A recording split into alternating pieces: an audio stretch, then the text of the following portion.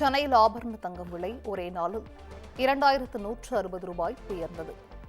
1 gram தங்கம் ரூபாய் 14,500க்கும், ஒரு சவரன் 1,16,000 விற்பனை.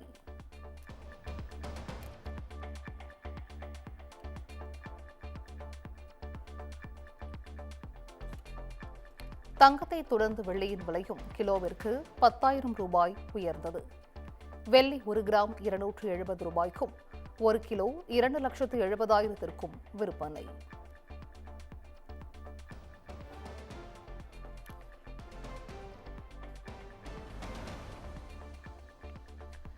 சென்னை மயிலாப்பூரில் பறக்கும் ரயில் நிலையத்தில் தொழில்நுட்ப கோளாறால் லிப்ட் பாதியில் நின்றதால் பரபரப்பு. லிப்டுக்குள் சிக்கி தவித்த 10 பெண்களை 20 நிமிடங்கள் போராடி பத்திரமாக மீட்ட தீயணைப்புத்துறை.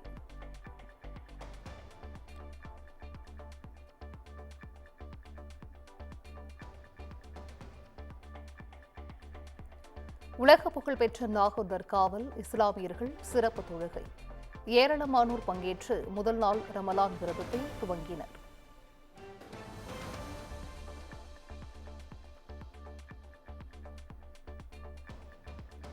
பிரபல ரவுடி வெள்ளைக்காளியை வெடிகுண்டு வீசிக் கொள்ள முயன்ற வழக்கு. திமுக முன்னாள் மண்டல தலைவர் VK குருசாமி கைது செய்த பெரம்பலூர் போலீசார்.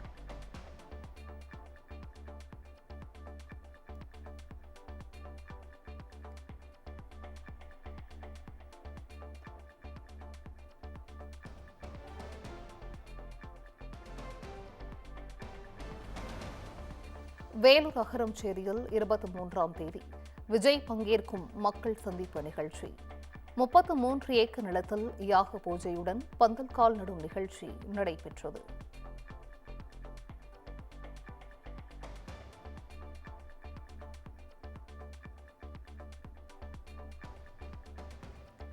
தாவேகா கூட்டணியில் தேசிய கட்சியும் மாநில கட்சியும் வரப்போகிறது.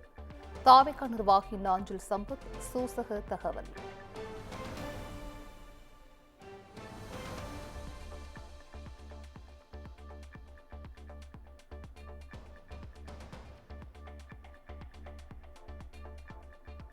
ஆட்சியில் பங்கு கொடுக்கும் அளவிற்கு தூய்மையான கட்சிகள் இருந்தால் நீங்கள் எதற்கு கட்சி ஆரம்பித்தீர்கள்? தாவேகா தலைவர் விஜய்க்கு நாம் தமிழர் கட்சியின் தலைமை ஒருங்கிணைப்பாளர் சீமான் கேள்வி.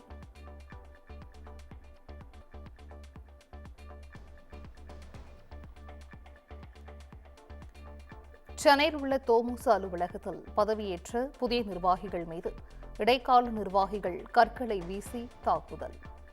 காவல் உதவி ஆணையரை கீழே தள்ளிவிட்டதால் பரபரப்பு. 100 பேர் மீது 4 பிரிவுகளில் வழக்கு பதிவு.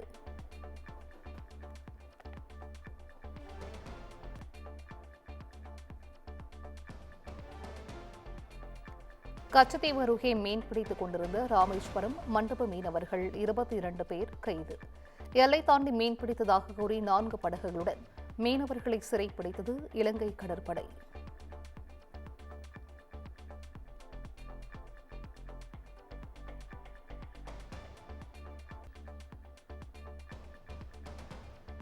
சட்டப்பேரவை தேர்தலை முன்னிட்டு வருகிற 20ஆம் தேதி முதல் திமுக விருப்பமனு விநியோகம். விண்ணப்பித்த பிறகு கூட்டணி கட்சிகளுக்கு தொகுதி ஒதுக்கப்பட்டால் கட்டணம் திருப்பி தரப்படும் எனவும் கட்சி தலைமை அறிவிப்பு.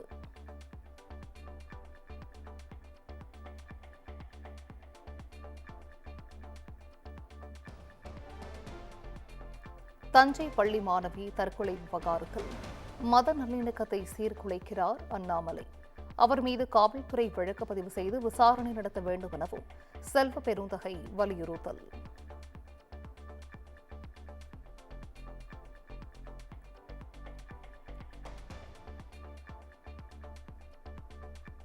சட்டப்பேரவை தேர்தலில் மதிமுக 234 தொகுதிகளிலும் போட்டியிடும்.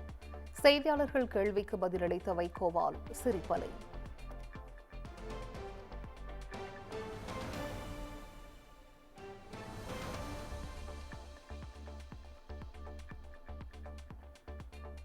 திருச்சி விமான நிலையத்தில் திருமாவளவன், திருச்சி சிவா, தமிழிசை, சீமான் ஆகியோர் சந்திப்பு.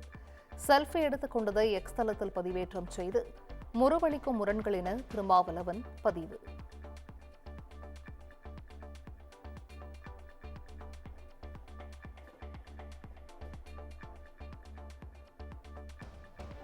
போலி தடையில்லா சான்று வழங்கி சென்னையில் 72 பெட்ரோல் பங்குகள் அமைத்து மோசடி.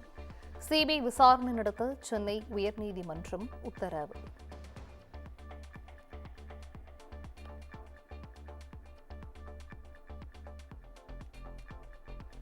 சென்னை புழல் சிறையில் துணை ஜெயிலரை தாக்கிய ரவுடி கருக்கா வினோத்.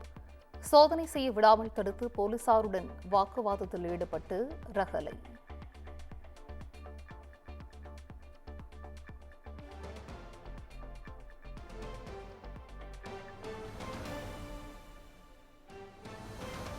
ஒடிஷாவிலிருந்து கஞ்சா பொட்டலங்களை கடத்தி தென்காசியில் விற்க வந்த கும்பல் கைது. லாரி, கார், பைக் உள்ளிட்டவற்றுடன் 10 கிலோ கஞ்சாவை பறிமுதல் செய்து போலீசார்.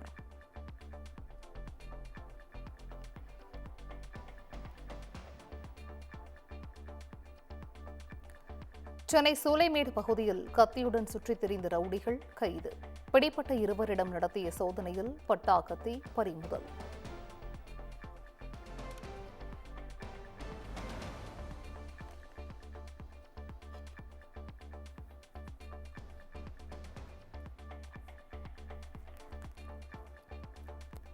வருகிற 21, 22 ஆகிய தேதிகளில் இடி மின்னலுடன் கூடிய மிதமான மழை பெய்யக்கூடும்.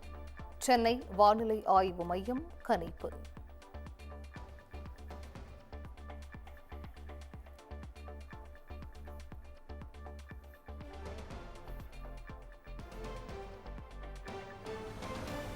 தேர்தல் நெருங்கும் நிலையில் தமிழ்நாட்டில் அடுத்தடுத்த சுற்றுப்பயணம் மேற்கொள்கிறார் பிரதமர் மோடி.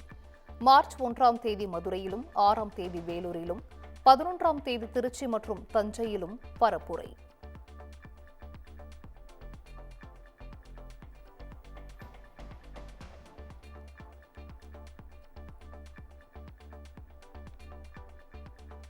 சட்டமன்ற தேர்தலில் போட்டியிட தகுதியான வேட்பாளர்களை கட்சி தலைமை அறிவிக்கும். சீட்டு கேட்டு யாரும் டெல்லிக்கு வர வேண்டாம் என தமிழக பாஜக நிர்வாகிகளுக்கு கட்சி மேலிடம் எச்சரிக்கை.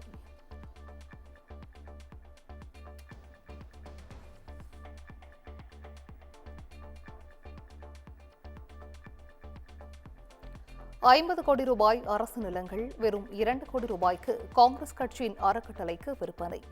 கர்நாடக முதலமைச்சர் சித்தராமையா மீது பாஜக குற்றச்சாட்டு.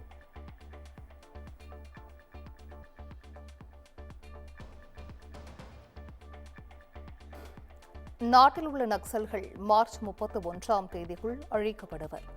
மத்திய உள்துறை அமைச்சகம் திட்டவட்டம்.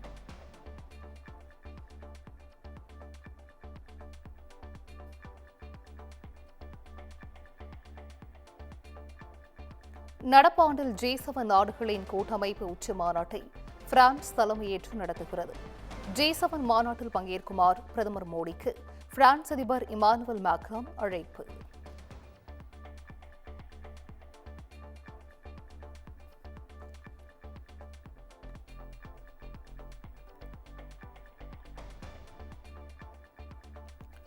ஆண்டுதோறும் இந்திய மாணவர்கள் 10,000 பேருக்கு விசா வழங்கப்படும். பிரதமர் மோடியுடனான பேச்சுவார்த்தைக்கு பின் பிரான்ஸ் அதிபர் மேக்ரான் அறிவிப்பு.